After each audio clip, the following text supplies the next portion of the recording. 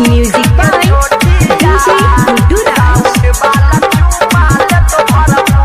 सोनवा के नथुनिया दे तो चांदी के लौकेट गे सोनवा के नथुनिया दे तो चांदी के लौकेट गे तोहबे दे तो सैया बाला सुख गे छोटिया डीजे बाला चुमाल तो भरपूर गे रोनिया तोहबे दे तो सैया बाला सुख गे छोटिया साउंड बाला चुमाल तो भरपूर। अखन अहाँ सब सुन रहल छी तेनवाही सब सहेली म्यूजिक के शानदार प्रस्तुति। डीजे गुड्डू राज।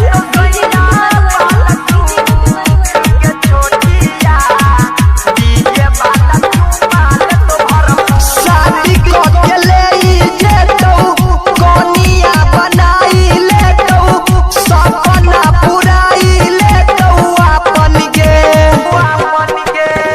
शादी के ले जे तो कोनिया बनाई ले तो सपना पुराई ले तो अपन गे नैना से तू नैना लड़ा के कोई ले तो सेठ गे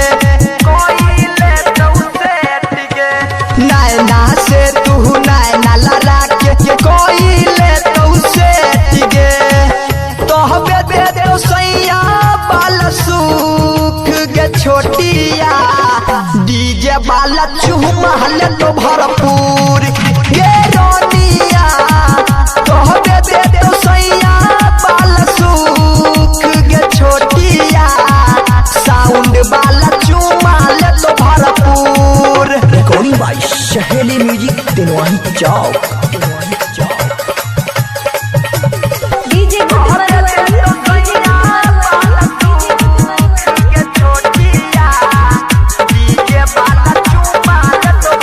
सरबन राजीव छौरा बरऊ खपाती छै आतिश के बना ले तू सैया गे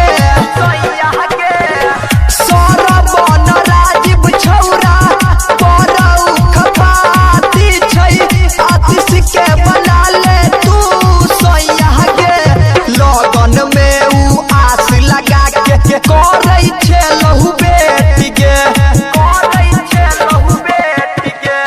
लगन में ऊ आस लगा के करै छै लहू बेटी गे तोहबे दे दे सैया बाला सुख गे छोटिया डीजे बाला चुमाल तो भरपूर गे